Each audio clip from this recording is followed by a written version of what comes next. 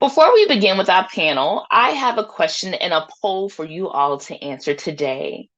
What is the proven way to improve student learning in primary and secondary education across the world? Answer option number one is buying books. Option number two is equipping schools with technology and computers. Option number three is empowering teachers to improve instruction. And option number four is none of these. The answer to the poll is option number three, empowering teachers to improve instruction. Recent reports from the World Bank, from UNICEF is the UN Agency for Children, UNESCO is the UN Agency for Education, they all confirm that teachers are essential to changing student learning and promoting literacy and numeracy in classrooms around the world. Whether we're talking about the United States, Uganda, Guatemala, South Africa, Brazil, China, Korea, teachers are at the heart of everything that we do if we want to see improvements in education. And our work at Rotary and our work in basic education and literacy reflect this essential learning that we have to empower teachers to improve education. So what is teacher training? I know we talk about teacher training often here at Rotary, and I really wanted to start our conversation today with a shared definition and understanding of what exactly is teacher training. So when we mention and when our panelists are talking about teacher training, I like to use teacher professional development because I think that is an easier way to capture what teacher training is. So if you are a doctor or a lawyer or a nurse or in one of those professions, many of those professions require regular, continuous professional development. So professional development is ongoing learning and training throughout the course of their career. So doctors have to go to professional development each year, nurses, etc. So in the same way that these professionals need to continually learn new skills and new ways of doing their jobs, so do teachers. And that's why teacher training or teacher professional development is so important. One definition that I really enjoy of teacher professional development is, quote, and this is from UNESCO, teacher professional development is the professional growth a teacher achieves as a result of gaining increased experiences and examining his or her teaching systematically. And so this definition captures that teacher professional development happens over time throughout the careers of teachers. Teachers aren't trained one time, but receive professional development throughout the school year, throughout their course of being a teacher to improve the skills that they have and to improve their pedagogies and learn new ways and new pedagogies on how to teach. So why do teachers need more teacher professional development? They've already gone through teacher training at the teacher training college when they finish secondary school. Why do they need more teacher training? The main reason that teachers, just like doctors and nurses and lawyers, need more professional development is that many teachers in low, middle, and in high income countries lack the skills that they need to teach effectively. And by teaching effectively, I mean helping students to learn basic literacy and numeracy so that they can graduate and have the skills they need in life. So teachers, like many other professions, need continuous teacher professional development. And that's why we're having this conversation here today. So now I would like to introduce our moderator, Carolyn Johnson. Carolyn Johnson is the past district governor from Yarmouth, Maine, and she currently serves as the vice chair of the Rotary Foundation's cadre of technical advisors and is the past chair of the Basic Education and Literacy Rotary Action Group. Carolyn, I'll pass it over to you. Thanks so much, Regina. And it's wonderful to see so many folks joining us again today. We have a tremendous panel to discuss teacher education and education technology projects again today, and I'd like to introduce them all. First, we have Dr. Jane Nakato. Jane is the founder and director of the KinderCare Schools and Sycamore International School in Kampala, Uganda. Previously, she worked with USAID Uganda for 11 years as a program development specialist with education and health. Jane has many years' experience in early childhood and elementary school administration, curriculum development, business development, and training. She is also the author of several education books. Dr. Nakato received her doctorate in education from the University of Southern California. Next, we have Gabriella Klein. Born and raised in Brazil, Gabriella Klein began her career in journalism and as a public relations professional. She first joined the Rotary staff in 2011 as part of our marketing and communications team. Her experience fueled a shift toward grant making. Gabby left Rotary to join Lions International Foundation, managing humanitarian and disaster relief grant programs and leading a global grant program promoting social and emotional learning in schools. We are very pleased that Gabby returned to Rotary as a regional grants officer, and she now leverages her expertise to support Rotarians in driving impactful projects across select districts in South India, Sri Lanka, and Maldives. And our third panelist today is Howard Loeb. In 2001, Howard left his private sector career as a mechanical engineer and moved to Guatemala to help create the Education Technology Center program of the Guatemala Literacy Project, or GLP. GLP is the partnership between Rotary clubs and the nonprofit organization Cooperative for Education. Today, Howard is the Director of Partner Development for the Cooperative of Education. As part of this work, Howard helped develop the sustainability model for GLP, which is still used today. Howard resides in Guatemala City and now collaborates with Rotary clubs, local business partnerships, and nonprofit partners on education projects of the GLP. Howard is a member of the Ohio Pathways Rotary Club. Welcome to all. So our series overview, as Regina mentioned, this is the third in a three-part program. We started out with a panel of experts in the education technology sector, talking about current insights and research and evidence in education technology. Last week, we talked about planning for your education technology project and discussed community assessment and measurement. And today, as Regina said, we will talk about planning your technology education project and specifically focus on the importance and how to plan for teacher training. Next. The three objectives that we have for today are to first understand the connection between teacher training and student learning, because all that we do in education is really to get at improving student learning. Secondly, we will learn how to create a teacher training plan. And lastly, we will talk about how to identify qualified organizations and trainers to work with teachers. So let's get started. Our first question for the panel is, why is teacher training important in education and technology projects? And Jane, with your vast background in education, I'd like to begin with you. Thank you so much. Thank you for the introduction. Good evening, good afternoon, everyone, and good morning.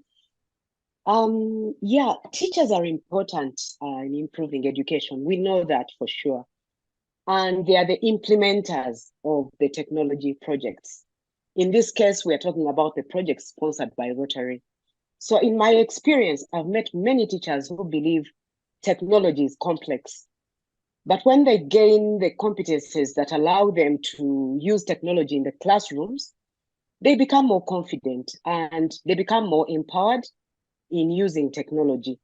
And what does that mean? It means that teachers and the teaching becomes easier. It becomes more exciting for the students. And you know, of course, with excitement, learning takes place. So teachers become more creative. Of course, they learn more creative ways of teaching.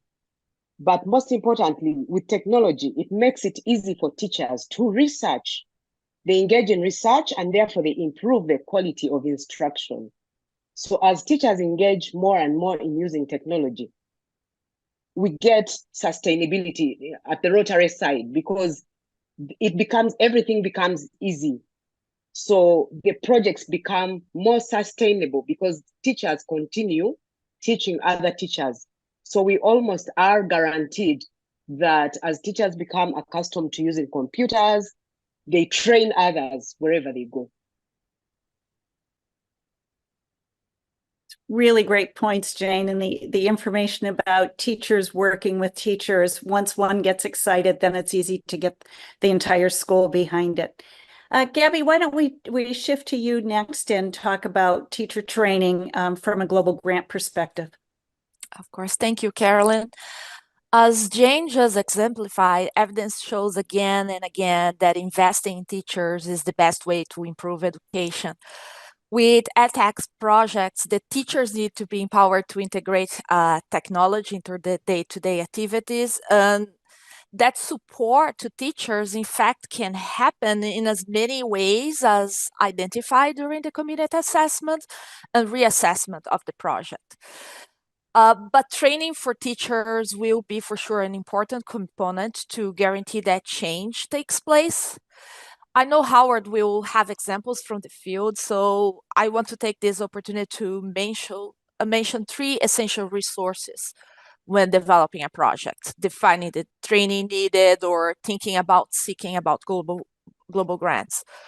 Both the community assessment results and training plan forms ask questions that will bring the answers grant officers are looking for when reviewing a grant application. Links to those documents will be part of the resources list shared after this webinar. The Basic Education Literacy Guidelines for Global Grant Funding detail the frame that we as an organization have selected to focus our efforts. The document consolidates all these industry and Rotary best practices and indicates the items your project should tackle to increase chances of success. And this, of course, includes teacher training. Great, and thanks for mentioning those resources, Gabby, and I believe they've been put in the chat as well, and we will get them out to everyone involved on the webinar. Howard, you have such great experience in working with the Guatemala Literacy Project. Would you share a little bit about why teacher training is important and your experiences there? Thank you, Carolyn. Yeah, let me give a couple of examples of one where we failed and then another one where we had success. So we started our program here in 2001 and installed a beautiful center, worked with the ministry to hire a teacher, and cut the ribbon on the lab, and then went back 6 weeks later to this rural school and saw that the teacher was still teaching Microsoft Paint to his students. So it's a basic drawing program 6 weeks later. And we're like, oh, geez, this is not the best use of this investment from Rotary and Microsoft. So we started quickly looking at how to enrich the curriculum and therefore teacher training. And one of the things we got into is including what they call project-based learning into the curriculum. So at the end of the day, you want your kids, doesn't matter what the subject is, but with technology, you want them to know how to apply the technology to their life, like any tool. And so you can do projects at different levels. They can be very simple projects or they can be more complex projects, but I'll give one example. At one point, we charged the students with finding a challenge area in their community that they could apply their new technology skills to. And so a group of 6 students decided to tackle the debate of what was better to grow in their village, because about some of their families grew broccoli and some of the families grew snow peas.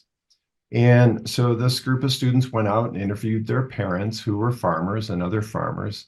And they started tabulating in Microsoft Excel things like the cost of the seeds, the cost of pesticides, the cost of fertilizer, an estimate of total labor hours invested in tending to these different crops. They looked at the average selling price over a growing season.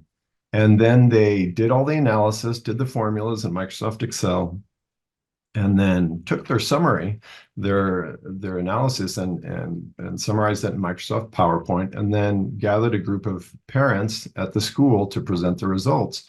And they surprised everyone by showing that snow peas, despite this lower selling cost, was actually more profitable. It took less time to attend to the crops, and you could harvest snow peas sooner and more frequently. So it was a big surprise to a lot of the community, but it's just an example of how the students can take basic skills. I mean, initially you have to teach certain basic mechanics, but then how do you apply those to something so it becomes meaningful, enriching, and motivational? And of course, now they're learning math skills and other things involved in that. So that's what we've seen, and with the importance of teacher training. Thanks. It's a great example, and it's really all about taking those basic skills, as you said, and applying them for analysis so that the kids are really learning thinking skills right along with the technology skills. Thanks, Howard. Our next question talks about, now that we've talked about why do teacher training, what are some of the challenges that you have encountered in creating a teacher training plan? And this time, Gabby, I think I'd like to start with you from a Rotary perspective and a grants perspective. Of course, thank you again. I noticed that a very common challenge has been to submit all the necessary information for qualification. This could be the lack of training plans or the trainer's credentials. In some instances, the project is not even fully fleshed out. TRF needs to know how your project would be implemented to identify if it is a fit for the program or not. Going deeper into what being incomplete means, I want to mention again that there is a reason why pedagogical training is required. This is not an empty request for training for the sake of having training. The type of training proposed needs to be a direct response to the needs identified in the community and lead to the change envisioned. I have seen many projects where the training proposed is not related to the equipment purchased or the goals of the project. I have also seen projects where no relevant training was planned, even with an explicit need for training verbalized by the community. Another challenging situation regarding training happens especially with projects that include computers or smart screens. Very often the training component proposed is limited to IT training. This type of education that prepares teachers to operate the equipment is important and should be part of the project if necessary. But the required piece of training is pedagogical, and that means identifying and providing the additional education teachers need to shift the way they teach using technology as a support tool.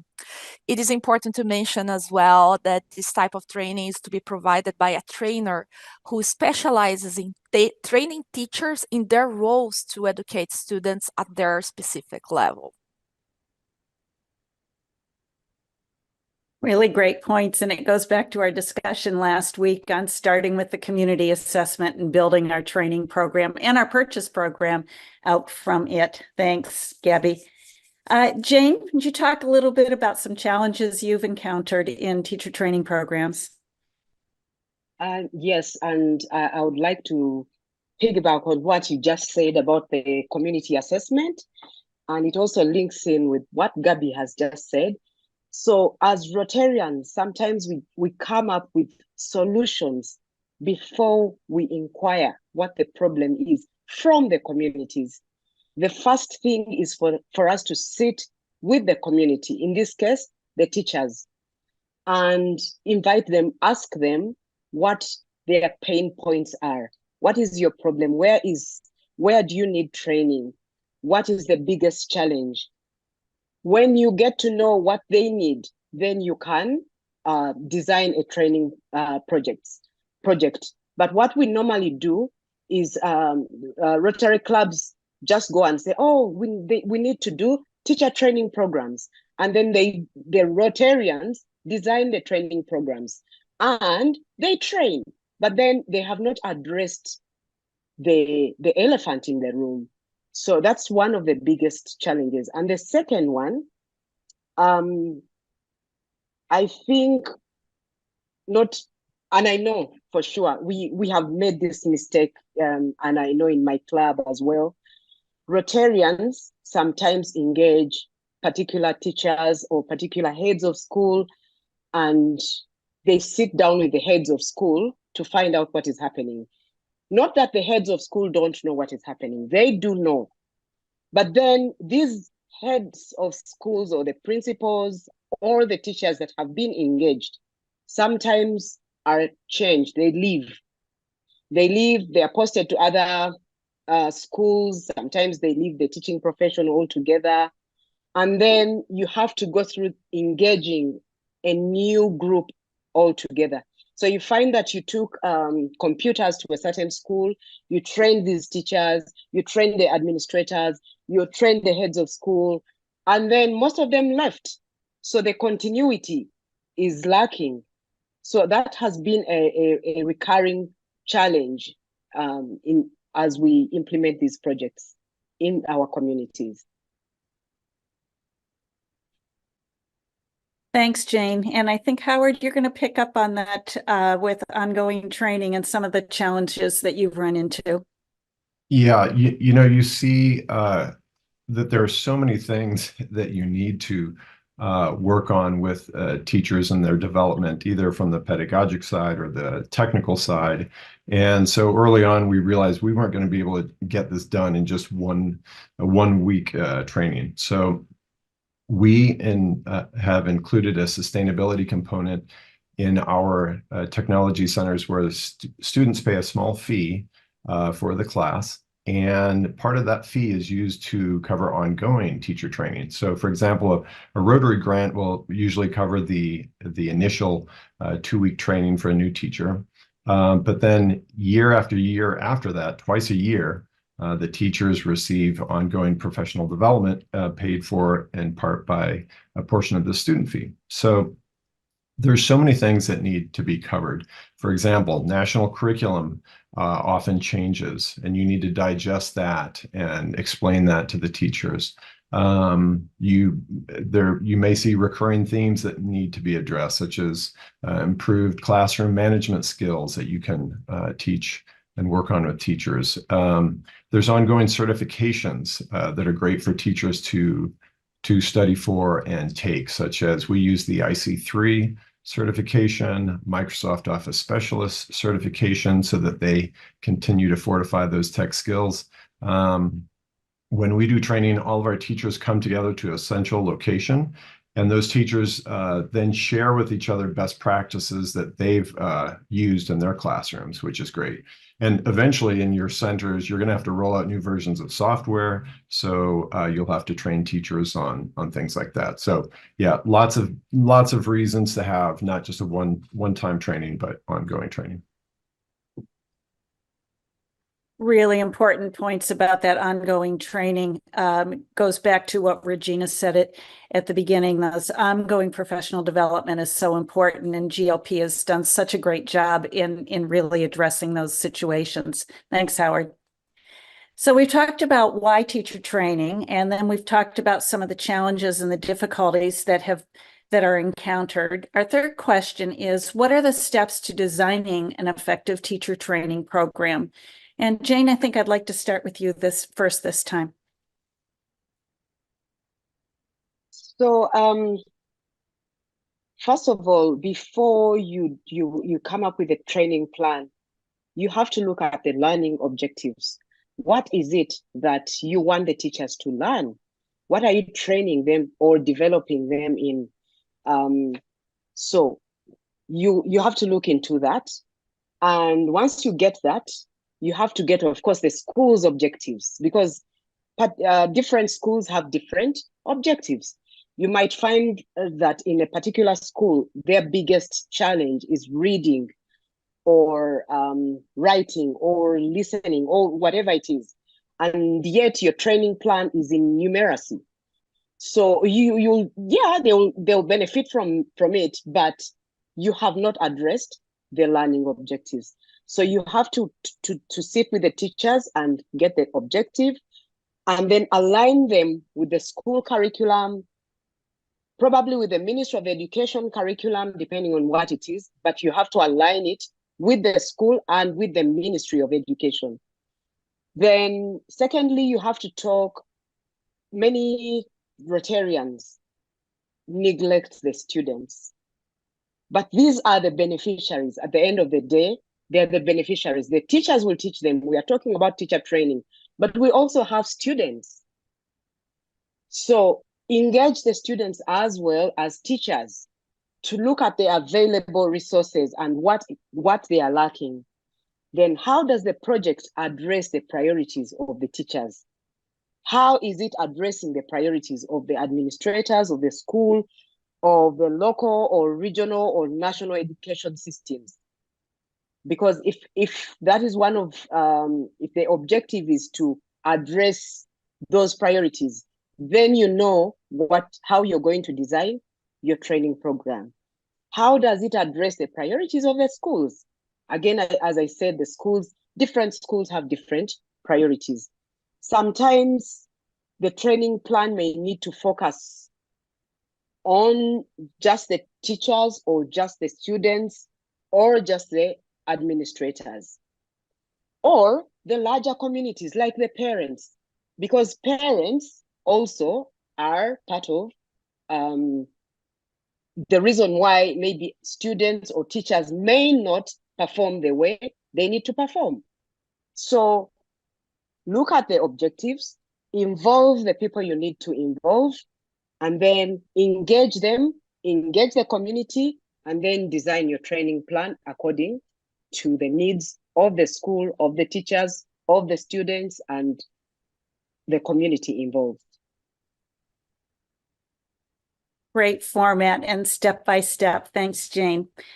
Gabby, some suggestions you might have for designing teacher training plans.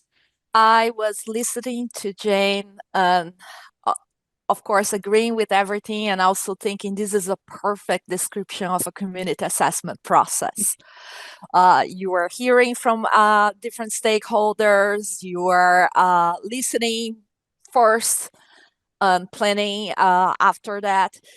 I'm going to sound like a broken record here, but as we explore in the second webinar of this series, the community assessment is essential and will help identify what combination of actions, pieces of training, equipment is needed to address the root causes of a problem. So yes, I agree. Before deciding on any approach, it's important to have a clear view of what's going on in the school, from physical structure to teachers' current knowledge of how to utilize any technology applied to teaching. The assessment is also the moment to identify new skills that the teachers need to have to be able to achieve the goal that is being set. Also identify the type of support needed so the changes can be maintained after the project is completed. We're talking about a lot of, Howard was talking about the need for ongoing training. Is a lot that needs to be there so the project survives the end of a grant, in the case of grant. Of course, this applies to training as well. You have to determine which new training sessions will be necessary. The way I see the project is a bridge to get from the current situation to a much better one. The teacher training should be a support to that bridge. Listening to teachers, what teachers have to say, we have been talking about this since the beginning. Is the best way to learn, to understand how they want to be supported. You may be surprised that they may prefer developing their skills in a different way than you initially thought. You may uncover issues that were not apparent at first. So when designing the training, do your homework first. Ask the hard questions. Talk with as many people you can, and have the teachers' feedback and priorities top of mind, as they are the champions of change in a school setting. Thanks, Gabby. Howard, I know the GLP training program has evolved and changed over the years that it's been in existence. I would really appreciate some of your insight and recommendations on teacher training. Yeah, thanks, Carolyn.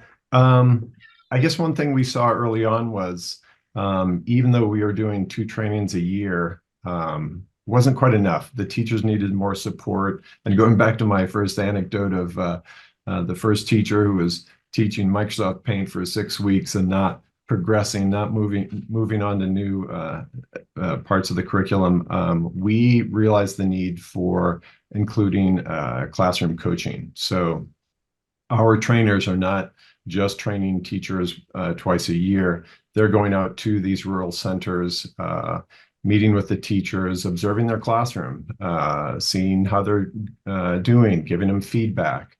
Maybe the teacher has stumbling blocks, like we'll have some of our teachers be very tech savvy, but not know how to explain what an operating system is to kids. And so our trainers can actually model that for them if they want, and teach a portion of the class for them to model that.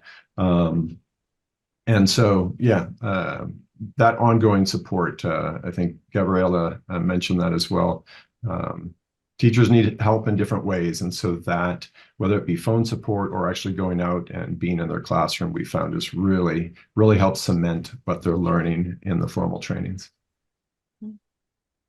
That ongoing coaching has been so important. And I'm glad that you mentioned there's multiple ways to do it, going into the classrooms, but also phone support and just being available to teachers is really essential. And I think that coaching is really what has elevated the GLP program, and would really highly encourage project developers to include coaching elements, ongoing support for teachers when they're developing their plan and when they're developing their budget as well.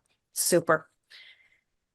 And our last question for today is, now that we've talked about teacher training programs and what should be included, how do we go about identifying an appropriate trainer or an appropriate training program to work with your schools and within your program? And Howard, why don't we start with you this time?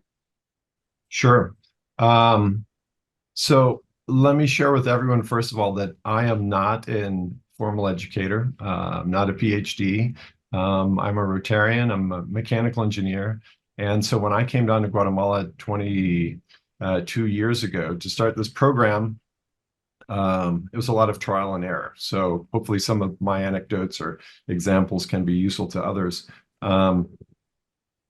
When we realized that we needed to do more with enriching the curriculum and more with teacher training, even though I wasn't an educator, I had teacher friends back in the Seattle area, which is a tech-rich area, and got a lot of advice from them, which is very valuable.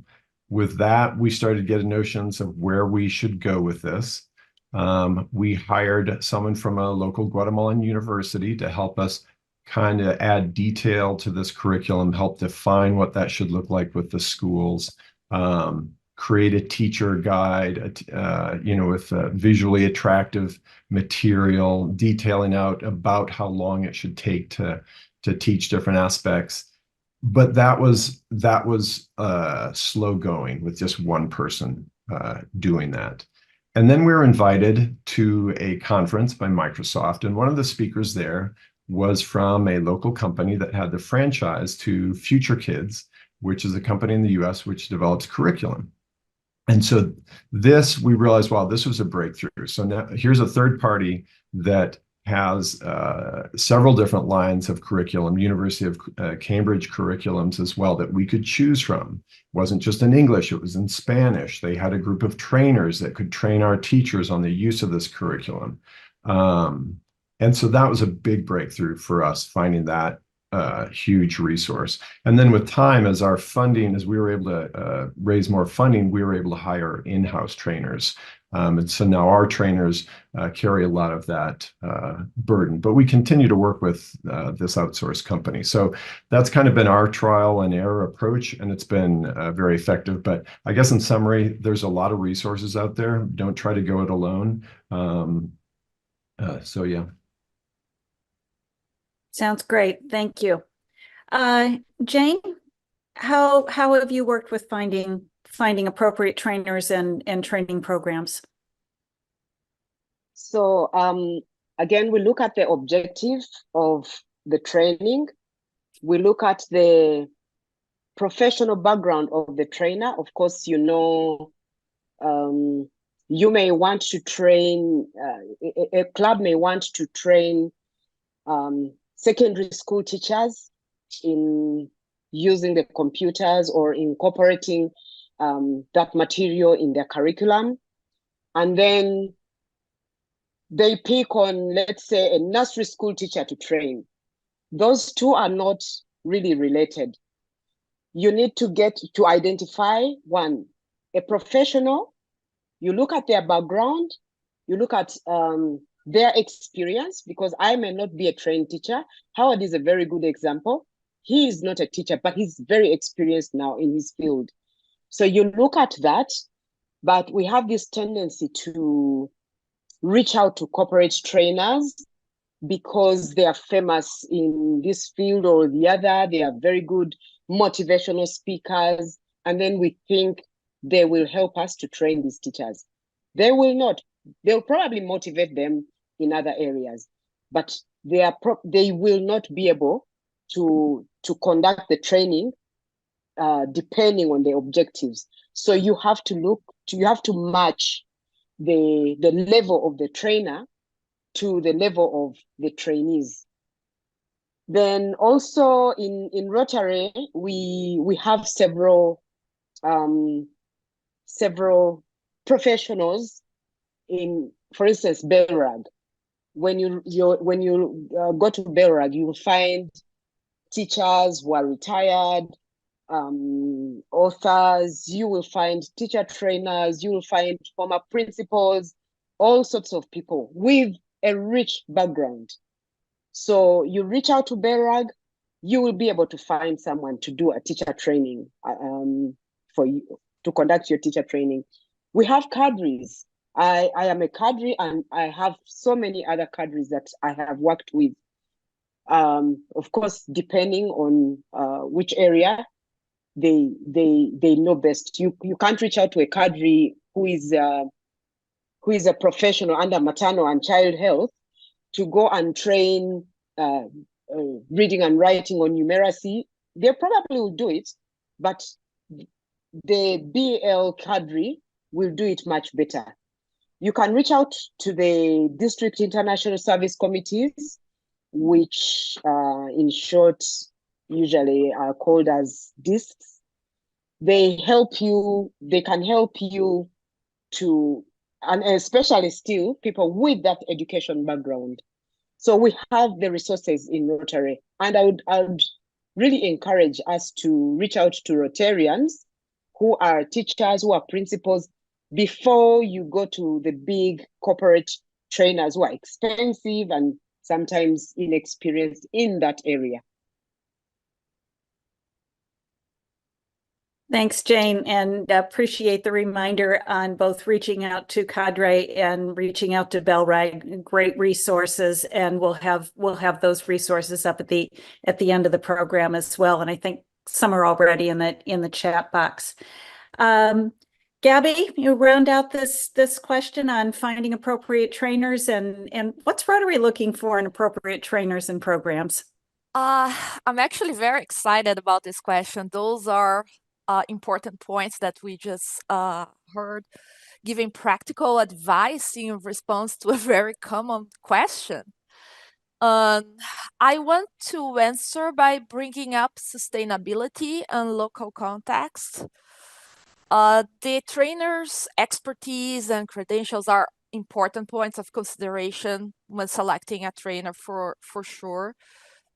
But I also want to recommend choosing a trainer who understands the local educational context, the cultural nuances, the challenges faced by teachers in a specific region where the project is being implemented, or even in a specific school. I can think of an example in India with a project taking place in a school catering to migrant workers' children. Even without the assessment information, I think you can imagine a few ways that the needs and challenges related to that specific school will be completely different from any other school, even a school nearby. Another factor, now thinking about how the project will successfully continue after the grant funds are completely used, is the kind of support that the trainer is willing to give to the school in the long run. So when considering this service provider or partner, I would inquire about the trainer's approach to providing ongoing support, retraining, follow-up sessions needed after the initial training session. This will better support implementation, increase your chances of success, make the management of the project much easier, and make for a much stronger sustainability plan. Great points. And I think all three of you, that the idea of know your audience, make sure you know the local area, your local communities is just so important. And it isn't one size fits all. Well, that ends the formal questions that we had for discussion for today. But we have lots of questions in the chat box, so I'm not going to let our panelists off the hook quite yet. I'd like to get to some of the questions from the audience here today. So the first one, Jane, maybe we'll direct towards you, and Gabby and Howard certainly feel free to jump in with additional information. The question is, the government has standardized training and trains the teachers. Why do we have to have new training as part of this project? Yeah, I love this question. Well, we may all know the dangers of standardizing anything to suit the characters that are not standardized. As humans, we are not standardized. We come in all shapes and sizes. So students are different, just like teachers are different. So you may have met or heard about smart teachers who fail to deliver a topic. They enter a classroom, they are very smart, they are knowledgeable, they know their stuff, but they can't teach well. And I think almost all of us have encountered such a teacher. And yet, that same teacher, if they are willing to adjust, or they undergo a certain training, they can adjust the way they teach to suit the students. Teachers learn from each other. They should learn from each other, because you can't say, because I'm a teacher, or I'm a good teacher, I know it all. Somehow when you go to this training, you'll find a teacher who is superb, and you will learn something from them. But if you go into a classroom with this one size fits all affair, you will not be able to teach. So that's why teachers really need training, they need professional development. Then a teacher may also experience, let's say, in our classrooms, we have different types of students. And in this case, I'm talking about teachers. The teachers as students, they may come in with special needs, and they have different requirements. And you're not competent enough to teach these teachers, all these students, they have different needs. So you have to be willing to go and learn how to teach students with special needs. What you learned in your we call them TTC, teacher training centers, so many years ago, will probably has expired by now. And teaching evolves on a daily, and I want to say on a daily basis, because every single day there's someone coming up with something better. Teachers have the challenge to catch up. So the standardized training that worked 2 years ago may not necessarily work this year. Teacher training should be an integral part of planning if you want to conduct a successful project. So you can't afford to have standardization. Oh, Jane, I'm so glad you brought up the point about using technology, particularly to support children with disabilities or children with special needs. There is so much that can be done to open so many doors for kids to an education through technology and universal access, working with technology to provide access for those kids is just critically important. So thanks for bringing that up within your answer. I appreciate it. Gabby, maybe this is a good question for you. The person says, I'd like to work with as many schools as possible. How do I decide what schools I should work with? First of all, thank you for the question. You should consider first what size of project is manageable for your team. This means considering the available funds and time to be invested. Are the locations close enough to you? Does the team have the capacity to manage and sustain those relationships through time? Is the community totally on board? What other resources are available around the school? Does the school have the capacity to maintain the operation? By answering those questions, the best options will become clear to you. It's important to bring up that by experience, we learned that working deeply with fewer schools allows for a more meaningful impact than having a little bit done here and there in many schools. There is no shame in starting small, even if it is to test out the project. I want to make another comment I think is important, and this is very specific to global grants. There is a difference between having a project that serves multiple schools as a way to address a unique problem and having a bundling of diverse projects happening in multiple schools presented as one project. Projects that propose to address diverse, unrelated problems in multiple schools under one grant are not eligible under the Global Grants Program. So if you're seeking global grant funds, make sure that the proposed action is a unified response to a specific problem. And also remember to connect with each school, their teachers, their communities, and provide a community assessment results form for each school. Although the problem being addressed may be the same, the school environment and population will differ, as well as their priorities, and your plans need to be aligned to that. Thanks, Gabby. Next question, Howard, maybe you could take a stab at this one. If we give computers to schools, then we know that the children will be more interested in attending. So what does teacher training have to do with that? We'd like to get more kids in attending school. Yeah, great question.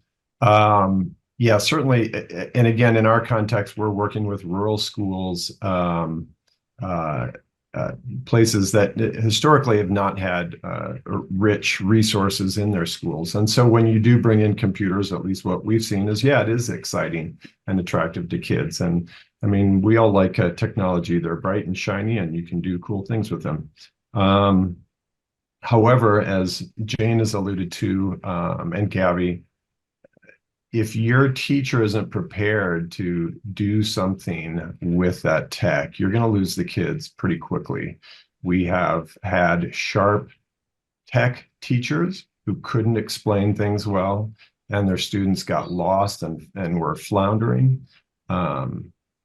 We've had teachers that were good pedagogic teachers, good in the classroom, but didn't have a good dominion of the technology, and started losing the respect of the kids as they couldn't teach what they're trying to teach. So yeah, it's an essential part. Teachers have to be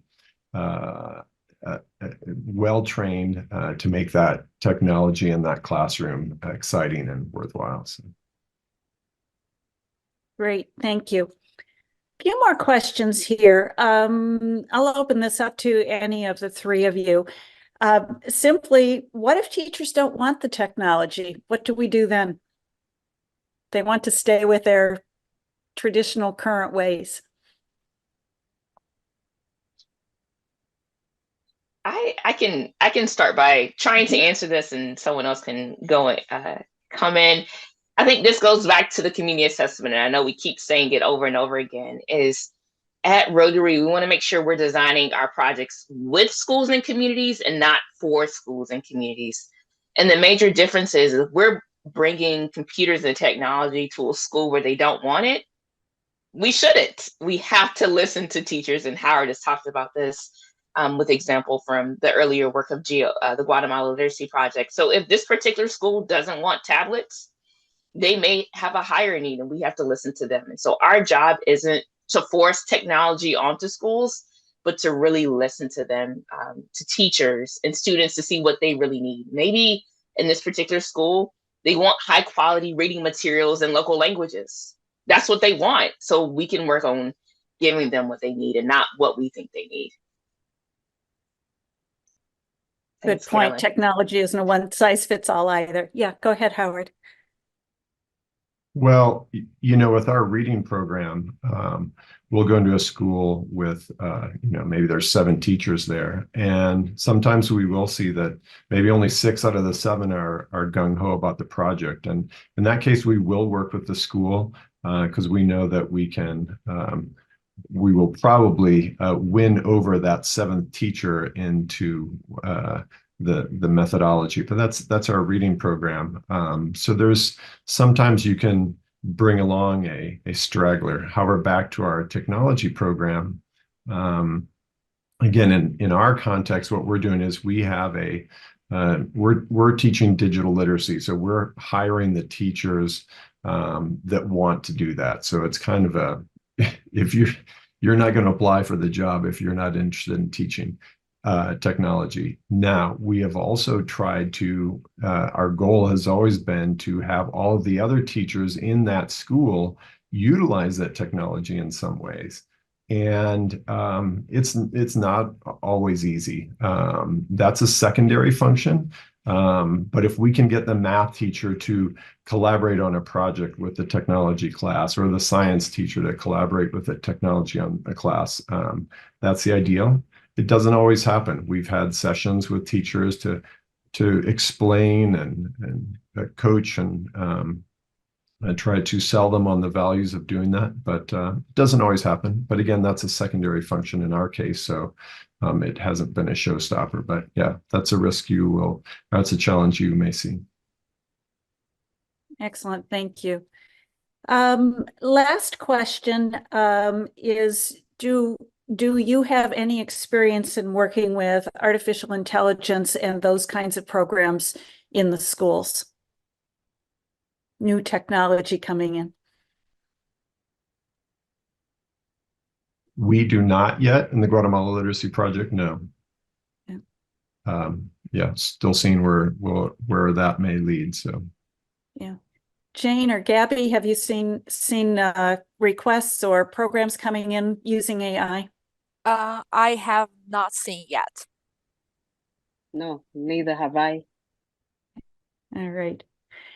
All right. Well, we are coming to the end of our time together. I'd like to again thank Gabby and Howard and Jane for their expertise and their comments, and appreciate their information.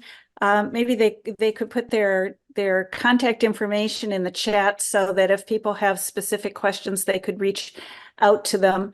I know there's lots more questions that folks had. We will try to get them answered and get specific information back to you as well.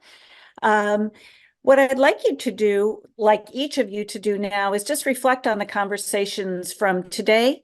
And if you've joined us for the previous 2 webinars, and think about what action will you take as a result of these conversations.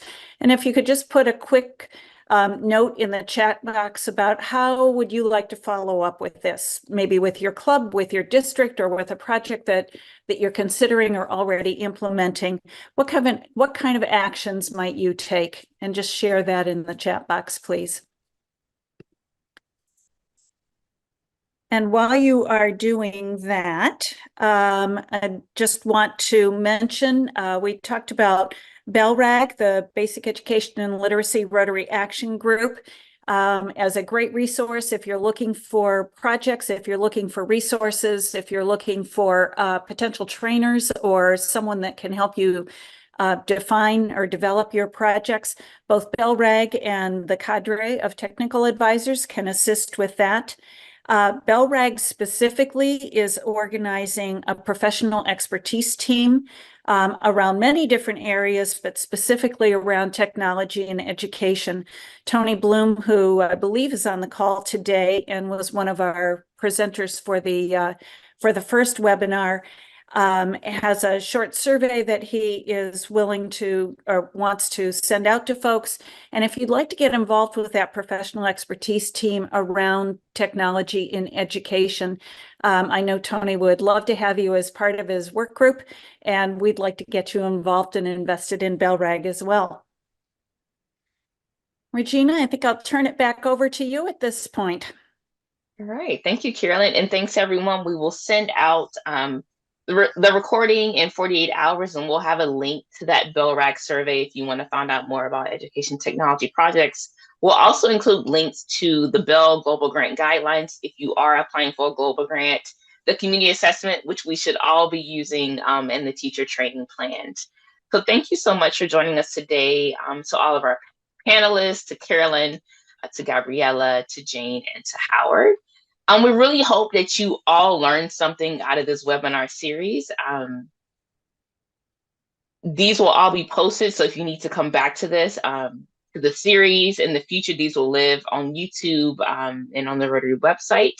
If there are any questions that we did not get to answer, you can send those to aof@rotary.org. Thank you so much, everyone. Have a good rest of your day.